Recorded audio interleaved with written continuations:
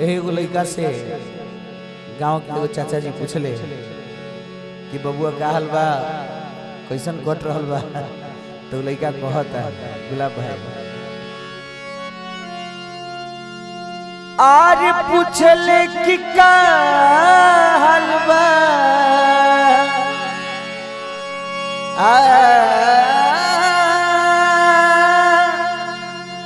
पूछले कि का हाल बा, तो कहानी की कटता केहू से छूट जाता, केहू से सटता, केहू से छूट जाता, केहू से सटता। कहले कि का हाल बा, कहले कि का हाल बा, तो कहानी की कटता केहू से छूट जाता, केहू से सटता, केहू से छूट जाता, केहू से सटता।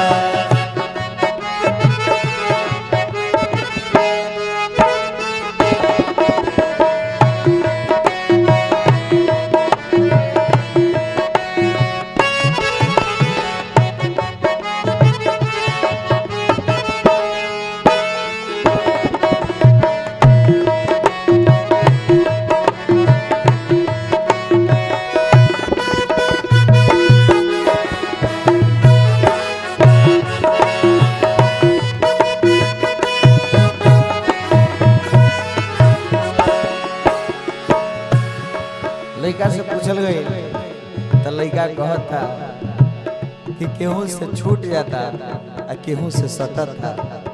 अब जब विधा लिखिए दिहले तो समय तक काटे के पड़ी, जिंदगी काटे के पड़ी। लड़का कहता का लिखले विधाता विधनवा बनाई के, का करब बबुआ एने ओने छटपटाई के।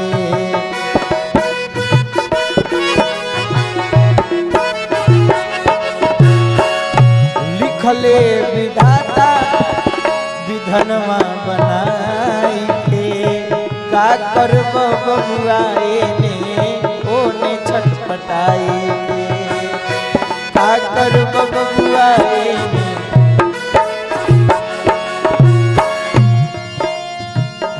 कोई पेट भरे खातिर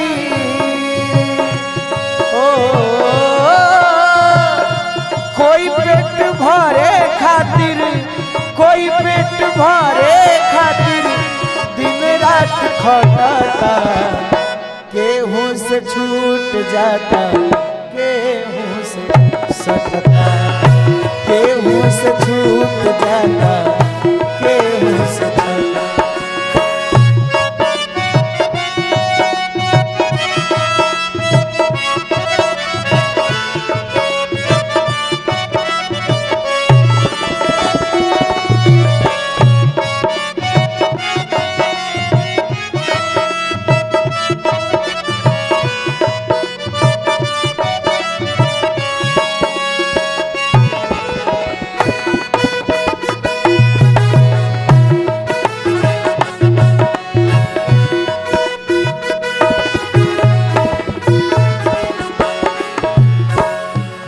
एगो बड़ा सुंदर बात कहल, ध्यान देव रउरा सब। सार मिली है ढेर जब पैसा पाले, बिगड़ी समैया बहनों ना भेटाले, बिगड़ी समैया बहनों ना भेटाले। देखिए जब हाथ में पैसा रही तो सारो बहुत मिल जाए, मगर जब समय बिगड़ी तो कोनो बहनों ही मिला तैयार ना हो। बड़ी सुंदर भाव हो। सार मिली है ढेर जब पैसा पाले, बिगड़ी समैया बहनों ना भेटाले।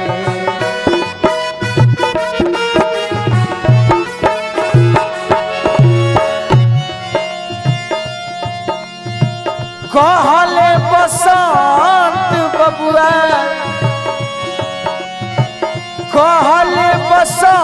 बबुआ मौके पर डटाता, केहू से छूट जाता, केहू से सटता, केहू से छूट जाता, केहू से सटता।